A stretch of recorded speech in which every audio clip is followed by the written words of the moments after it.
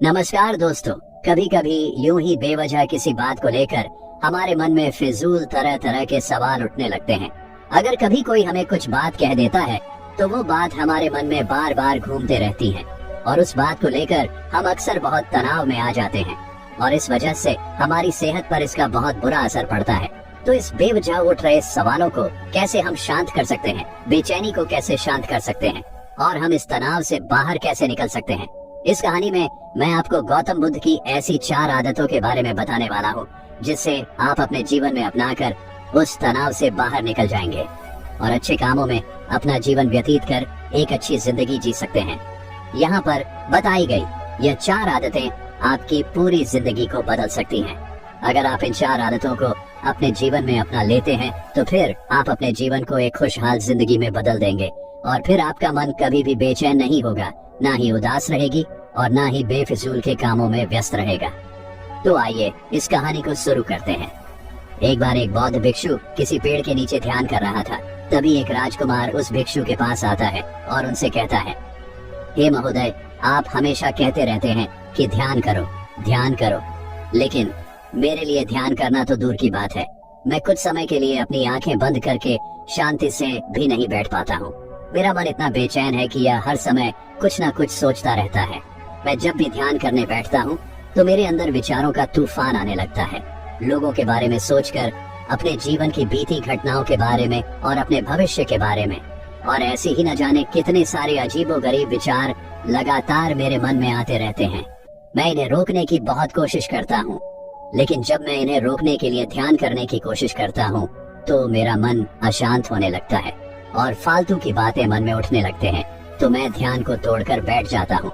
इतनी बातें कहने के बाद वह उस बौद्ध भिक्षु की ओर देखता है और कहता है, महोदय, कृपा करके आप मेरी इस समस्या का कोई समाधान बताएं। यह सुनकर भिक्षु ने कहा, मैं क्या समाधान बता सकता हूँ? सोचो, तुम्हारा ही मन है, लेकिन यह तुम्हें कुछ देर तक आंख बंद करके बैठने भी नहीं देता है। तुमने अपने इस मन को कितना आजाद कर रखा है। राजकुमार ने कहा, महोदय, मैंने बहुत सोचा, लेकिन मुझे अपनी इस समस्या का कोई समाधान समझ नहीं आया, इसलिए मैं आपकी शरण में आया हूँ। अब आप ही कोई रास्ता दिखाइए। भिक्षु ने कुछ देर तक राजकुमार के चेहरे की तरफ बड़े ध्यान से देखा और फिर कहा, ठीक है, मैं तुम्हें अपने स्वामी गौतम बुद्ध की बताई गई 4 आदत के बारे में बताऊंगा। अगर तुम ये 4 आदतें छोड़ दोगे तो फिर तुम्हारा मन लगने लगेगा और तुम्हें कभी भी बेचैनी नहीं होगी। राजकुमार पूरे ध्यान लगाकर उस बौद्ध भिक्षु की बातें सुनने लगा। भिक्षु ने कहा, पहली आदत ये है कि दूसरों के मन को पढ़ना छोड़ दो। तुम और तुम्हारे जैसे ज्यादातर लोग यही गलती करते हैं कि वो दूसरों के मन की बातों को पढ़ने का प्रयास करते हैं, जैसे कि अच्छा, सामने वाला मेरे बारे में ऐसा सोच रहा है।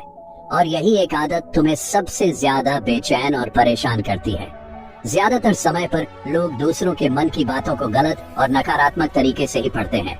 जैसे कि लोग अक्सर सोचते हैं कि दूसरे लोग उनकी तरक्की से जलते हैं, उसे नीचा दिखाना चाहते हैं, उसे पसंद नहीं करते, उसकी मदद नहीं करना चाहते और ऐसी ही ना जाने कितनी सारी नकारात्मक बातें ये लोग दूसरों के प्रति अपने अंदर बैठा लेते हैं। फिर उनके बारे में ही सोचते रहते हैं, उनसे बदला लेने के तरीके सोचते रहते हैं, उन्हें नीचा दिखाने के मौके ढूंढते रहते हैं और दूसरों के प्रति यही नकारात्मक सोच इन्हें दुखी करती है और फिर ये लोग बेचैनी महसूस करते हैं। इसलिए दूसरे लोग क्या सोच रहे हैं इसका अनुमान लगाना बंद करो। दूसरे लोगों के मन के विचारों को पढ़ने की कोशिश करना बंद करो। अगर पढ़ना ही है तो खुद के विचारों को पढ़ना शुरू करो कि तुम्हारे अंदर क्या चल रहा है। कहीं तुम नकारात्मक सोच, शिकायत या बुराई करने जैसी आदतों के शिकार तो नहीं हो रहे हो। फिर बौद्ध भिक्षु ने कहा, दूसरी आदत ये सोचना कि अगर असफल हो गए तो लोग क्या कहेंगे, कहीं लोग मुझ पे हंसेंगे तो नहीं। जो हंस रहा है उसे हंसने दो। लोगों की असफलता पर हंसना तो लोगों का धर्म है, क्योंकि अगर तुम सफल हो जाते तो यही वो लोग हैं जो तुम्हारी तारीफ करते, तुम्हें सम्मान देते, तुम पर गर्व करते। अगर तुम अपनी सफल होने पर दूसरों से तारीफ की उम्मीद करते हो तो अपनी असफलता पर उनके हंसने से तुम्हें दुखी नहीं होना चाहिए। और समस्या ही यही है कि हम इंसान असफलता को बुरा मानते हैं, जबकि असफल होना सफल होने से भी ज्यादा जरूरी है, क्योंकि बिना असफल हुए सफल इंसान के अंदर घमंड और दूसरों को खुद से छोटा समझने की भावना पैदा करती है, जबकि असफलता हमें विनम्र रहना, धैर्य रखना और लगातार प्रयास करना सिखाती है। इसलिए असफलता को बुरा मत समझो, और अगर तुम्हारे काम में असफल होने की संभावना नहीं है तो इसका अर्थ है कि तुमने अपना लक्ष्य अपनी क्षमताओं से छोटा बनाया है। और अगर लोग तुम पर हंस नहीं रहे, तुम्हें ताने नहीं मार रहे हैं, तुम्हारी बुराई नहीं कर रहे हैं, तो इसका मतलब तुम अंदर से मरे हुए हो। तुम अपने मानसिक सीमाओं से बाहर जाकर कुछ नया करने का प्रयास नहीं कर रहे हो, क्योंकि असफल भी वही होता है जो कुछ नया करने का प्रयास करता है। और एक बात हमेशा याद रखना, अगर तुम्हारे अंदर असफल होने का साहस नहीं है तो तुम कभी भी कोई भी बड़ा लक्ष्य हासिल नहीं कर पाओगे जो तुम करना चाहते हो।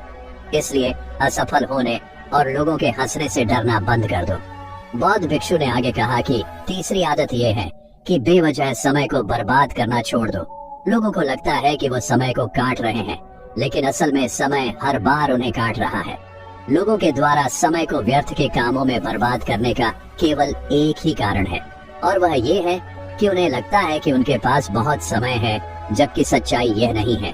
क्योंकि उनसे पहले वाले लोगों को भी यही लगता था कि उनके पास बहुत समय है, लेकिन उन्हें पता नहीं चल पाया कि कब समय बीत गया और उनका बुलावा आ गया, और जब तक उन्हें अपनी गलती का एहसास हुआ तब तक समय उनके हाथ से निकल चुका था। बस पश्चाताप रह गया था कि सारा जीवन व्यर्थ के कामों में बर्बाद कर दिया, और फिर इस दुनिया से बिना खुद को जाने, बिना इस जीवन की सच्चाई को समझे वो चले गए। इसलिए जब तक यह जीवन है, इसे अच्छे कामों में लगाओ। खुद को जानने में, दूसरों की मदद करने में, लोगों को सही राह दिखाने में, मानवता के कल्याण में, और दूसरी बात, समय को बर्बाद करने से आज तक किसी को खुशी नहीं मिली है। हालांकि समय काटने से तुम्हें क्षण भर की खुशी तो महसूस हो सकती है, लेकिन जब तुम्हें होश आता है और तुम देखते हो कि कितना सारा समय बर्बाद किया जा चुका है, तब तुम्हें खुद पर क्रोध आता है और तुम पश्चाताप के भाव से भर जाते हो। और फिर यही पश्चाताप का भाव तुम्हारे अंदर तनाव पैदा करता है और तुम बेचैन हो जाते हो और लगातार अपनी उस गलती के बारे में सोचते रहते हो। फिर तुम्हारा किसी भी काम में मन नहीं लगता और तुम उदास रहने लगते हो, और यह चक्र लगातार चलता रहता है, जिसकी शुरुआत हुई थी समय को काटने से।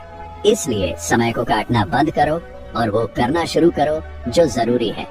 बौद्ध भिक्षु ने आगे कहा, चौथी आदत ये सोचना छोड़ दो कि मुझसे बड़े बड़े लोग नहीं कर पाए तो मैं कैसे कर पाऊंगा।